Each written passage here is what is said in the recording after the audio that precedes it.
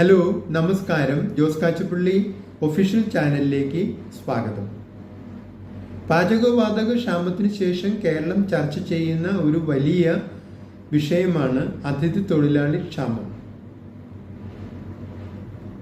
കേരളീയർ white collar ജോലികളിലേക്കും വിദേശ ജോലികളിലേക്കും ശ്രദ്ധ കേന്ദ്രീകരിച്ചതോടെ കേരളത്തിലെ ദൈനംദിന ജോലികൾ ചെയ്തു തീർത്തിരുന്നത് അതിഥി തൊഴിലാളികളായിരുന്നു. അന്യ സംസ്ഥാനങ്ങളിൽ നിന്ന് വന്ന അതിഥി തൊഴിലാളികൾ കേരളത്തിൻ്റെ സമസ്ത മേഖലകളെയും പ്രവർത്തനക്ഷമമാക്കിയിരുന്നു. അവർക്ക് ഇത് ഗൾഫ് പോലെയായിരുന്നു.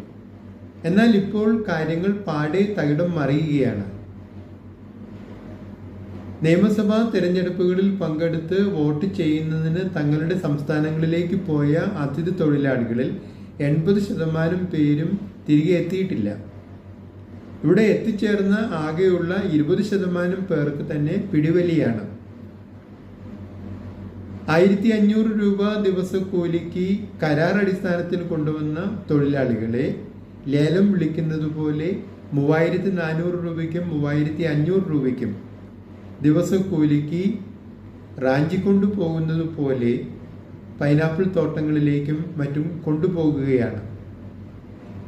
എന്തായാലും വരും ദിവസങ്ങളിൽ കേരളം ചർച്ച ചെയ്യേണ്ട അല്ലെങ്കിൽ ചർച്ച ചെയ്യപ്പെടാൻ സാധ്യതയുള്ള ഒരു വലിയ വിഷയം ഇത് തന്നെയായിരിക്കും. നിങ്ങളുടെ അഭിപ്രായങ്ങളും നിർദ്ദേശങ്ങളും അറിയിക്കുക. നിങ്ങൾ ഈ ചാനൽ ഇഷ്ടപ്പെടുന്നുണ്ടെങ്കിൽ ലൈക്ക് ചെയ്യുക, സബ്സ്ക്രൈബ് ചെയ്യുക, എല്ലാവർക്കും ഷെയർ ചെയ്യുക.